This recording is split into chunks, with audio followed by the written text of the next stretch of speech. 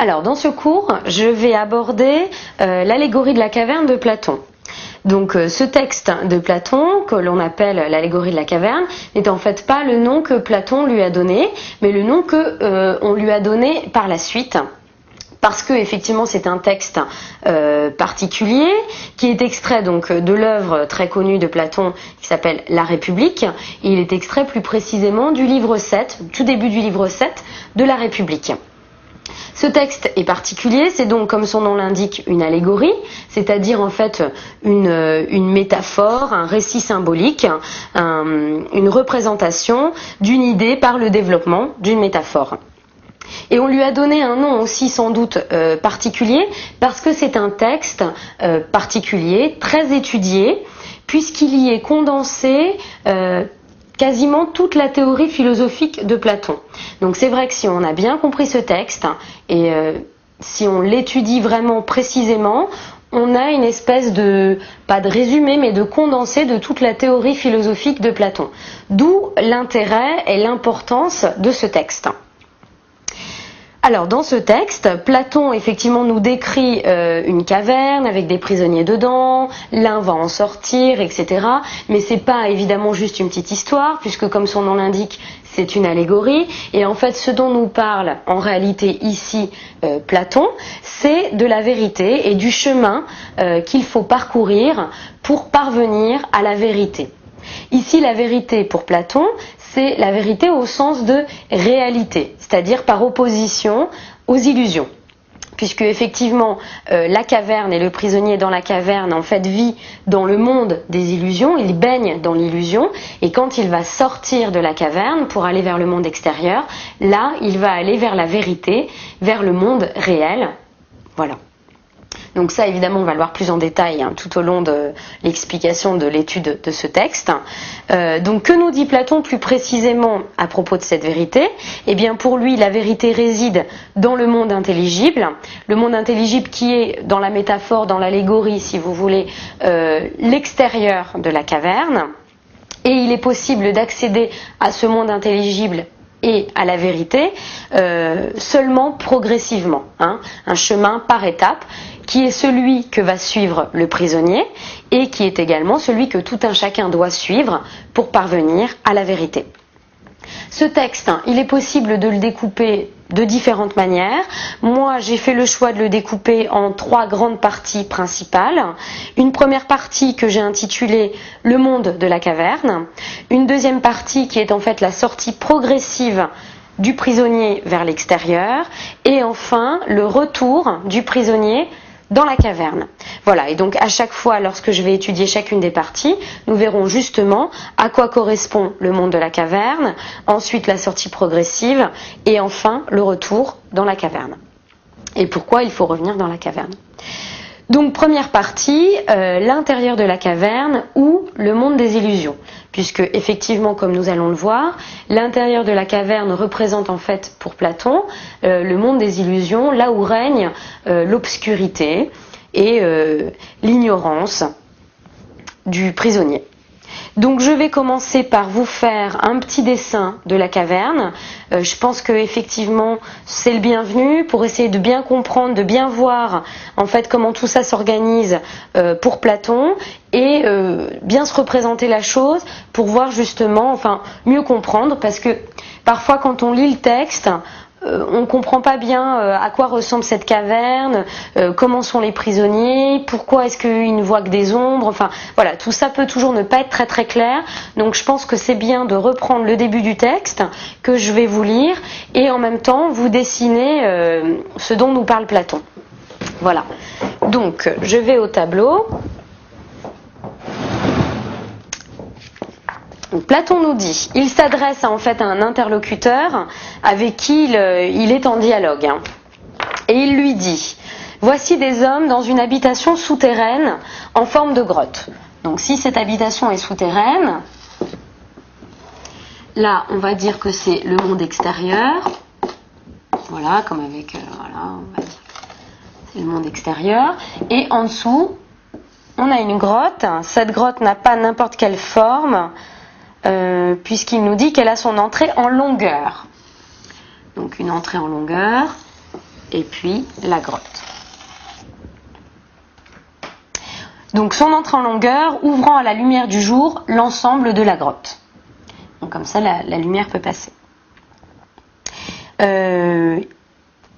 Donc dans cette grotte, il y a des prisonniers, ils y sont depuis leur enfance, les jambes et la nuque pris dans des liens qui les obligent à rester sur place et à ne regarder que vers l'avant.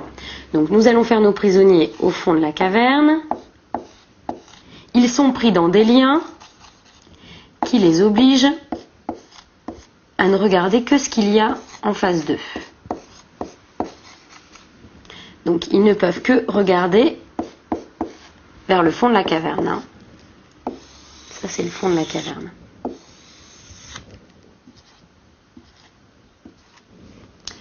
ça, ce sont les prisonniers.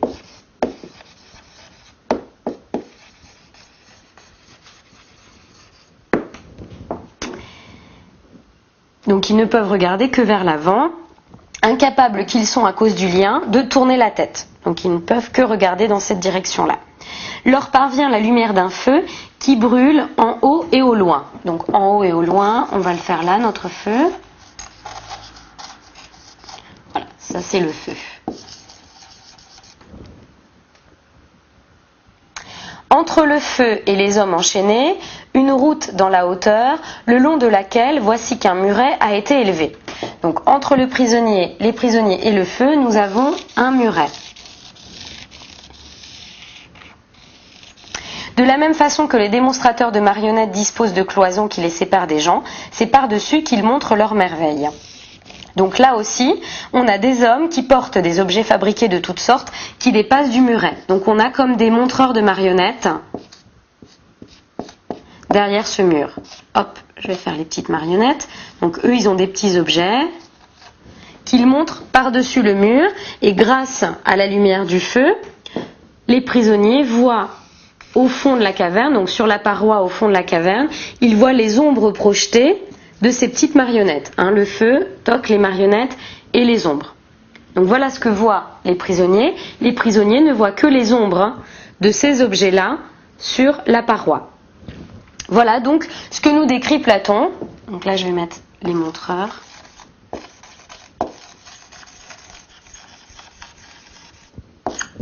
Voilà donc la caverne que nous décrit Platon. Avec donc les prisonniers enchaînés qui ne voient que le fond, le muret, les montreurs, le feu et ensuite le monde extérieur au-dessus. Mais donc pourquoi, évidemment, Platon nous parle de cela? Comme je l'ai dit dans l'introduction, il nous fait ici une métaphore. Ce dont Platon veut nous parler en réalité, eh bien, c'est des hommes en général. L'état des prisonniers, en fait, les prisonniers représentent les hommes en général. Et cet état dans lequel ils vivent représente en fait l'état dans lequel les hommes en général vivent. Et quel est donc cet état, quelle est la situation des prisonniers et celle donc des hommes en général, puisque les prisonniers représentent les hommes en général? Eh bien, les prisonniers ne voient que les ombres. Et les hommes en général, c'est la même chose, c'est-à-dire donc qu'ils vivent dans l'illusion. Puisque effectivement, les prisonniers pensent que le monde, ce qu'ils voient du monde, ils pensent que ce sont les ombres projetées sur cette paroi, alors qu'en réalité, ce ne sont que des marionnettes et même pas du monde réel, puisque le monde réel, quant à lui, il est à l'extérieur de la caverne. Donc c'est vraiment, ils vivent vraiment dans une grande illusion. Une grande illusion. Et c'est ce que veut nous dire Platon à notre sujet, au sujet des hommes en général. Nous vivons dans une grande illusion. Nous ne voyons que les ombres des choses. Ils vivent dans l'illusion puisque ce qu'ils voient et ce qu'ils croient connaître n'est en réalité donc que les ombres des choses, c'est-à-dire leur apparence. Une illusion en effet, donc je parle ici d'illusion de la pensée et non pas d'illusion d'optique, c'est le fait d'avoir une fausse idée de quelque chose ou de quelqu'un, qui est d'ailleurs le plus souvent positive par rapport à la réalité. C'est vrai que quand on se fait des illusions, d'ailleurs on dit bien vous faites des illusions, on croit non seulement, on prend pour vrai une chose qui est fausse, et en plus souvent on l'embellit, on la rend plus positive que ce que ça n'est en réalité. La plupart du temps, nous sommes aussi inconscients de la fausseté des illusions. Nous les prenons pour des vérités, tout comme les prisonniers dans la caverne pensent que les ombres projetées sur le mur sont la vérité, la réalité des choses. Les prisonniers sont d'ailleurs incapables de croire ou de penser qu'il existe autre chose en dehors de la caverne et des ombres qu'ils voient, puisqu'ils ne connaissent que cela, étant donné qu'ils y sont depuis leur enfance. En effet, Platon nous dit à un moment donné, ils y sont depuis tout au long de leur vie, en 515b. C'est exactement la même chose pour les hommes en général. Ils ne voient, ne connaissent et ne croient pas autre chose que ce qu'on leur dit et ce qu'on leur fait voir depuis l'enfance. Donc les hommes, comme les prisonniers, vivent dans l'illusion, car ce qu'ils croient connaître ne sont en réalité que les ombres, c'est-à-dire les apparences et l'illusion des choses. Il nous dit aussi à ce sujet, de tels hommes considéreraient que le vrai n'est absolument rien d'autre que l'ensemble des ombres des objets fabriqués, en 515c. Et d'ailleurs, cet état dans lequel se trouvent les prisonniers apparaît pour Platon comme une maladie, puisqu'il nous dit « Examine alors, en s'adressant à son interlocuteur, si on les guérissait de leur égarement ». Donc il emploie le terme « guérir », qui est un terme fort, pas n'importe lequel. Donc pour lui, cet état dans lequel sont les prisonniers, cet état d'illusion, d'ignorance de la réalité des choses, est une maladie. Et la guérison, ce serait donc le fait il nous en parle aussi, de détacher un prisonnier pour le mener vers le monde extérieur. Cette guérison est une souffrance pour le prisonnier. Pourquoi c'est une souffrance? Parce qu'en effet, il est difficile d'admettre que l'on vit dans l'illusion. Et il est difficile, pour reprendre la métaphore, pour le prisonnier, déjà, on le détache, il a été toute sa vie comme ça attaché, donc il va falloir qu'il se lève, son corps le fait souffrir, on va le tirer, on va l'obliger à aller dehors, il n'a pas envie, après dehors il est ébloui par le soleil, enfin tout ça lui fait mal, c'est difficile pour lui, tout comme les hommes en général qui vivent dans l'illusion. Il est difficile pour eux que tout d'un coup on leur dise non, ce que tu crois être vrai, tout ce qu'on t'a dit depuis ton enfance, tout ça c'est faux, c'est une grande illusion, c'est une vaste illusion, la vérité c'est autre chose. Ils sont perdus, forcément, c'est déstabilisant, on se dit mais comment ça, tout ce que je sais depuis toujours, tout ce qu'on m'a toujours dit, tout ça c'est faux, c'est pas possible, c'est pas possible. Évidemment, c'est une souffrance, c'est une difficulté. Et donc là encore, c'est l'idée que veut nous mettre en avant Platon. La difficulté physique, si vous voulez, du prisonnier à sortir de l'obscurité de la caverne correspond à la difficulté intellectuelle que tout à chacun va avoir quand on va lui dire non, tout ce que tu crois depuis toujours, tout ça c'est faux. Évidemment, c'est déstabilisant. Et donc voilà, c'est la même chose, c'est là que réside la métaphore. Il est difficile et douloureux, en effet, de regarder la lumière, c'est-à-dire la vérité-réalité, quand on sort de l'obscurité, c'est-à-dire de l'illusion. Car alors c'est tout ce à quoi on croyait, tout ce que l'on prenait pour vrai, notre réalité quotidienne, qui est remise en question. Et donc, comme nous le dit Platon, on se sent perdu. Nous sommes déstabilisés à l'image du prisonnier qui doit sortir de la caverne. Mais il doit quand même, en tout cas on l'oblige, dans l'histoire de Platon, à sortir de la caverne. Donc là on arrive à notre deuxième partie, que j'ai intitulée la montée progressive vers le monde extérieur ou l'accès à la vérité. Donc le prisonnier est obligé de regarder progressivement, il va être obligé de regarder progressivement ce qui se trouve à l'extérieur de la caverne. Puisque effectivement, sortant de la caverne, c'est-à-dire de l'obscurité, du noir, en allant vers le monde extérieur, donc à la lumière du jour avec le soleil, il va être ébloui. Donc évidemment, il a besoin d'étapes, d'aller progressivement. Il ne peut pas tout à coup regarder la lumière du soleil en face. Ça n'est pas possible. Ça, tout le monde en a fait l'expérience. Quand on sort du noir et qu'on revient dans la lumière du jour, on est tout d'abord ébloui. Là encore, c'est une métaphore pour dire que sortant de l'illusion, il ne peut pas comme ça tout à coup regarder la vérité en face. C'est pas possible, c'est éblouissant, quoi. Donc il a besoin d'étapes, d'y aller progressivement. Et donc, comme nous le dit Platon, par rapport à la vision du prisonnier, il va d'abord regarder les ombres, ensuite les reflets des choses, ensuite les objets eux-mêmes, ensuite les choses, donc le monde extérieur mais de nuit, et enfin de jour, et en plus après le soleil directement et sa lumière directement. Mais donc tout ça, se fait par étapes. Il pourra à la fin contempler le soleil. Et donc tout comme il y a cette vision progressive du prisonnier qui, sortant de l'obscurité, va aller regarder la lumière du jour comme ça par étapes, de la même manière, celui qui sort de l'illusion pour aller vers la vérité va devoir y aller progressivement par étapes. Il doit passer par ce que Platon appelle des modes de connaissance différents pour aller de l'ignorance, de l'illusion à la vérité réalité. Il ne va pas y aller tout à coup, il va devoir y aller progressivement par étapes. Et donc pour bien étudier toutes ces étapes, je vais au tableau vous dessiner ce qu'on appelle la ligne de Platon, qui montre bien toutes ces étapes à la fois de vision du prisonnier et qui correspondent donc aux différents modes de connaissance par lesquels tout un chacun doit passer pour aller de l'illusion de l'ignorance à la vérité réalité. Puisque donc tout ça ne peut pas se faire d'un coup, il y a forcément des étapes. Donc je vais vous dessiner cette ligne au tableau. Donc j'efface la caverne.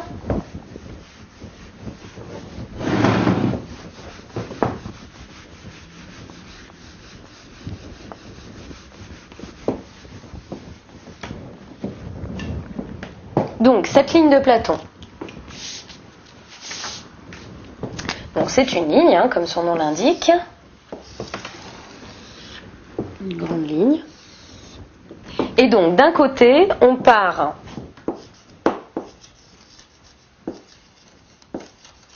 de l'ignorance, qui correspond donc à la caverne, dans la caverne à l'obscurité, pour aller de l'autre côté à la connaissance, à la vraie connaissance, la connaissance totale, qui correspond donc dans l'allégorie de la caverne au soleil, à la lumière du soleil. Entre les deux, donc déjà on va couper notre ligne en deux, puisqu'on a deux mondes différents dans la théorie de Platon. D'un côté, on a l'intérieur de la caverne,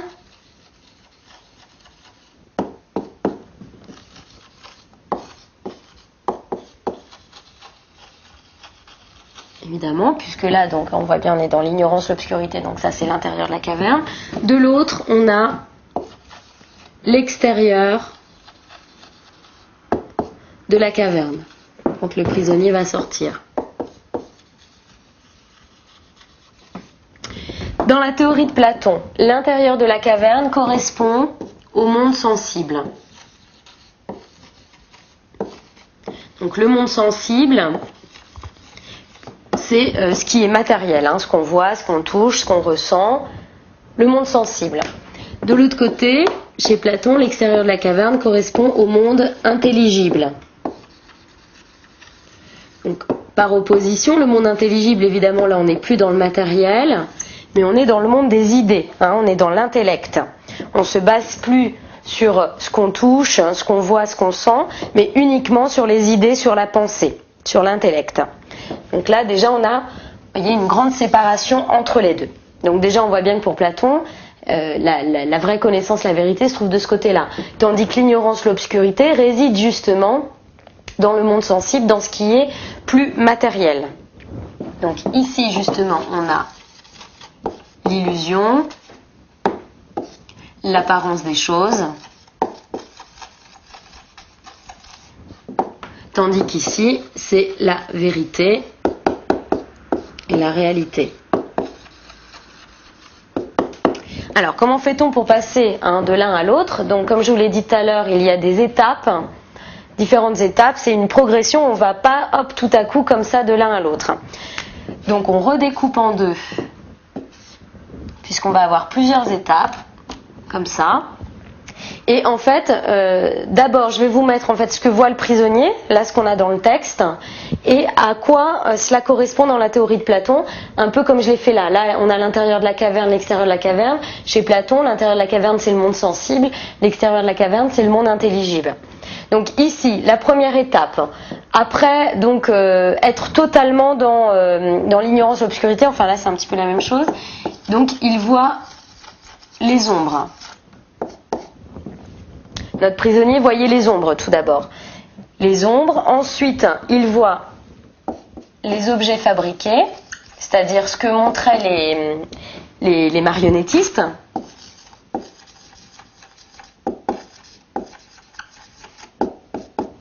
Ensuite, il voit les réalités elles-mêmes. Donc là, c'est bien une fois qu'il est sorti de la caverne, il voit le monde réel.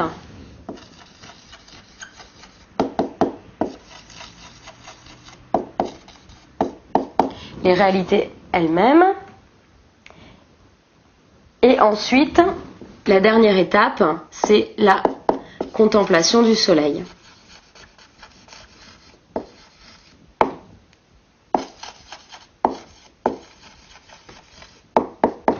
Donc là, c'est ce que vous pouvez retrouver dans le texte de l'allégorie de la caverne. Le prisonnier au départ voit les ombres, ensuite il voit les montreurs, il se rend compte que dans la caverne on lui montrait des choses.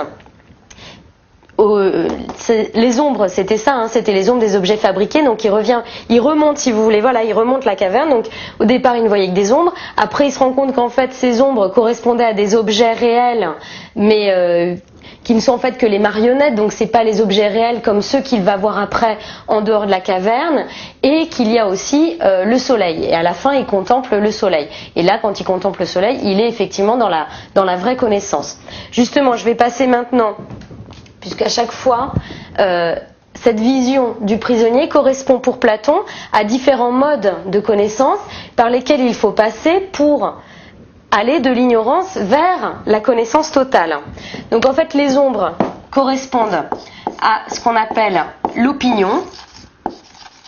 Donc l'opinion, vous le savez en philosophie, c'est pas tellement l'ami de la philosophie, puisque bon, l'opinion, c'est je pense ça parce que c'est comme ça. C'est une vague idée que l'on se fait de quelque chose, mais qui est absolument pas justifiée, argumentée, ni raisonnée, ni pensée, ni réfléchie, ni tout ce qu'on veut. C'est voilà, juste je pense ça, voilà, comme ça. Donc l'ombre, c'est l'opinion. Donc là, vous voyez bien, ça c'est ce que voyait le prisonnier, et c'est la connaissance, la métaphore de ce à quoi ça correspond au niveau de la connaissance. L'objet fabriqué. Ici, ça correspond à la conviction. Ou à la croyance. Donc là, on est passé à un degré, en tout cas pour Platon, c'est un degré un petit peu supérieur, entre l'opinion, après conviction, croyance. Les réalités elles-mêmes, donc là, on sort de la caverne. Donc normalement, on passe une étape, même si là, entre les deux, on a déjà passé une étape, on passe évidemment encore plus une étape comme le prisonnier, quand on sort de la caverne. Et donc là, ça correspond à la pensée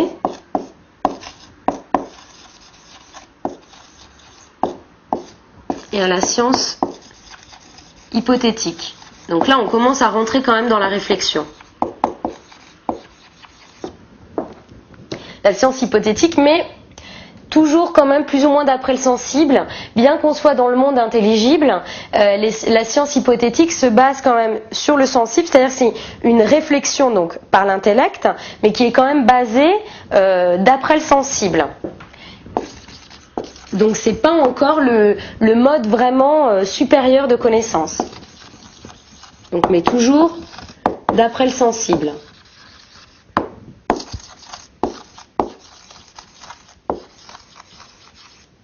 Et enfin, la contemplation du soleil, donc là c'est le mode ultime de connaissance, c'est vraiment le plus haut degré de connaissance. Là c'est vraiment l'accès aux idées elles-mêmes. Et ça pour Platon c'est l'accès à la vérité. Les idées elles-mêmes, et il n'y a plus de lien avec le sensible, c'est plus d'après le sensible, c'est vraiment un accès direct de l'intellect aux idées elles-mêmes. Il y a vraiment plus de sensible. Et ça, pour Platon, c'est là qu'est la vérité, en fait. Et chez lui, ça correspond aussi à la science dialectique, ce qu'il appelle la science dialectique.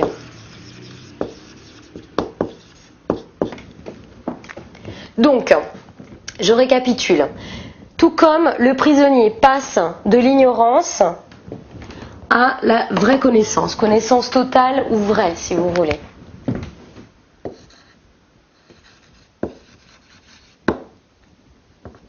Vrai parce que ici il croit connaître des choses, mais en fait c'est une illusion, il est en fait dans l'ignorance, puisque ce qu'il ne voit ce n'est que les ombres des choses, que les ombres. Et puis progressivement, donc il commence à sortir de la caverne, là il est toujours évidemment dans la caverne, et il se rend compte que ce qu'il voyait sur le fond de la grotte n'était en fait que les ombres projetées des marionnettes.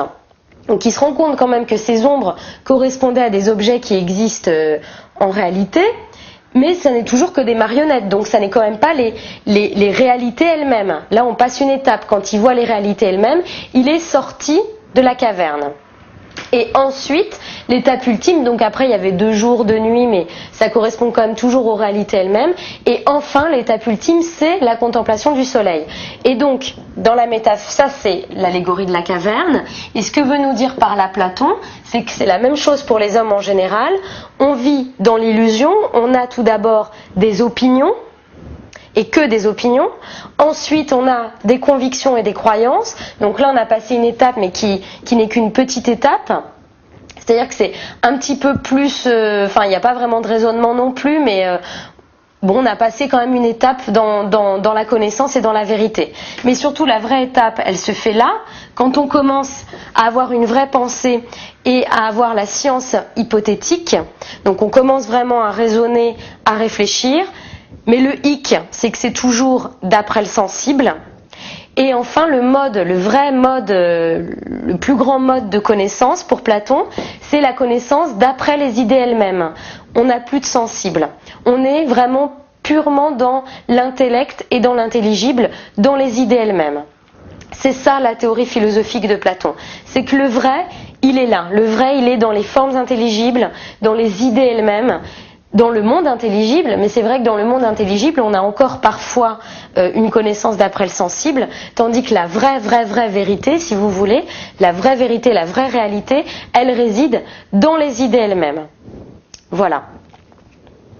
Donc ça, c'est la ligne de Platon qui nous permet de bien comprendre ce que nous dit Platon dans l'allégorie de la caverne, puisque vous retrouvez à la fois ce qui est dit dans l'allégorie et ce à quoi ça correspond. Et donc on voit bien chez Platon que la vérité-réalité réside évidemment à l'extérieur de la caverne, dans ce qu'il appelle le monde intelligible, et plus particulièrement, si on suit notre métaphore, dans la contemplation du soleil, qui correspond en réalité aux idées elles-mêmes, à l'accès aux idées elles-mêmes, aux formes intelligibles, sans plus passer par le sensible. C'est là que réside pour Platon la vérité. Mais là encore, pour reprendre la thèse de Platon dans l'allégorie de la caverne, on ne peut pas passer de l'un à l'autre comme ça, tout seul. On y va par étapes progressives. Et aussi pour Platon, qu'est-ce qui nous permet de passer de là à là? C'est la dialectique. Et la dialectique chez Platon, en fait, correspond à la philosophie. À la philosophie qui, pour Platon, se fait par le dialogue, comme son maître Socrate. Puisque la dialectique, c'est ça, en fait, c'est le fait c'est un moyen, à travers le dialogue, de connaître ce qui est. Donc, on dialogue avec quelqu'un, et de préférence avec un philosophe, évidemment, puisque lui, le philosophe, il est déjà là, il a accès aux idées elles-mêmes. Donc, en dialoguant avec un philosophe, en fait, c'est ça la dialectique, en dialoguant avec un philosophe, on peut nous aussi avoir accès aux idées elles-mêmes, aux formes intelligibles et donc à la vérité. Ce qui signifie que notre prisonnier, une fois qu'il est sorti à l'aide, là encore, de quelqu'un, d'un guide, qui le détache, qui le fait se lever, qui le fait remonter la caverne pour aller dehors, jusqu'à ce qu'il contemple le soleil, une fois qu'il est dans la contemplation du soleil, il est dans la philosophie. Et il est même lui-même devenu philosophe. Et donc là, je vais passer à ma troisième partie, qui est en fait le retour du prisonnier dans la caverne, et aussi vous expliquer pourquoi le prisonnier doit retourner dans la caverne. Donc ma troisième partie, c'est le retour dans la caverne ou justement le rôle du philosophe. Le prisonnier est devenu alors philosophe, vous avez donc compris pourquoi, puisque Une fois qu'il contemple le soleil, il est dans les idées elles-mêmes. Et là, en fait, la science dialectique, c'est la philosophie. Donc, une fois que le prisonnier il est dans la contemplation du soleil, il est dans la philosophie et il est donc devenu philosophe. Donc, notre prisonnier est devenu philosophe, a subi une transformation, évidemment, de l'étape de, si on reprend le début, il était prisonnier, enfermé dans la caverne, ne pouvant voir son monde, sa réalité, sa vision des choses, sa connaissance des choses, ce n'était que les ombres en fait, les ombres qu'il voyait sur la paroi de la caverne, c'était ça son quotidien, sa connaissance des choses. Et après, il est passé à l'extérieur de la caverne, dans la contemplation du soleil, et donc c'est l'accès à la philosophie. Évidemment, entre les deux, il a été transformé. Notre prisonnier n'est plus prisonnier, il est devenu philosophe. Donc il a subi comme une transformation, il a découvert un nouveau monde, celui qui réside en dehors de la caverne, et une nouvelle manière de voir les choses. Et évidemment un nouveau mode de connaissance. Il est passé dans le mode de connaissance, dans le mode intelligible, dans les idées elles-mêmes. C'est pourquoi le prisonnier, bien évidemment, on peut l'imaginer, ne regrette en rien sa vie passée, celle qu'il connaissait avant son ascension, et comme nous le dit Platon, il préférerait subir tout au monde plutôt que de se fonder ainsi sur les apparences et vivre de cette façon-là, celle qui réside ici, dans l'intérieur de la caverne. Après avoir vu la vérité en face, le prisonnier n'a aucune envie de retourner dans le monde des illusions. Bien évidemment, il est bien mieux à l'extérieur de la caverne, dans le monde réel, dans la vraie connaissance. D'ailleurs, s'il devait le faire, l'ancien prisonnier devenu philosophe serait comme inadapté au monde de la caverne, parce que venant de la lumière, c'est-à-dire du monde réel, du monde extérieur et du monde de la vérité, il n'est plus habitué à l'obscurité, au monde des illusions. Et ça d'ailleurs, Platon nous le décrit très bien dans le texte. Il nous dit bien que s'il devait faire comme un espèce de petit concours, s'il devait à nouveau se confronter aux prisonniers qui eux sont restés prisonniers, évidemment il serait moins bon que les autres, c'est-à-dire que les autres, eux, ils sont restés enfermés, donc ils savent très bien quelle est cette ombre, laquelle va passer après, des choses comme ça. Mais lui, comme entre-temps, il est sorti, déjà, il est plus habitué à cette obscurité de la caverne, il sait plus quel objet va passer avant, après, il est inadapté, quoi. Il est un peu perdu de retour dans la caverne. Il sait plus comment ça se passe, quoi. Lui, il est passé à un autre monde, à une autre réalité, à une autre étape. Donc c'est vrai qu'il est plus à la pointe du monde de la caverne. Et du coup, d'ailleurs, les autres, ils seraient pas vraiment un modèle pour eux, parce que ils se diraient, mais alors à quoi ça sert de sortir, puisque quand il revient, il est plus bon à rien. Il sait plus quelle ombre va passer après. Pour les autres, il paraît un peu à côté de la plaque, quoi, en fait. Donc il donne pas trop envie de sortir de la caverne. Donc c'est pourquoi ces anciens compagnons, voyant qu'il est maintenant inadapté au monde obscur, penseront qu'il est inutile effectivement de sortir et de contempler le soleil, de voir la vérité en face.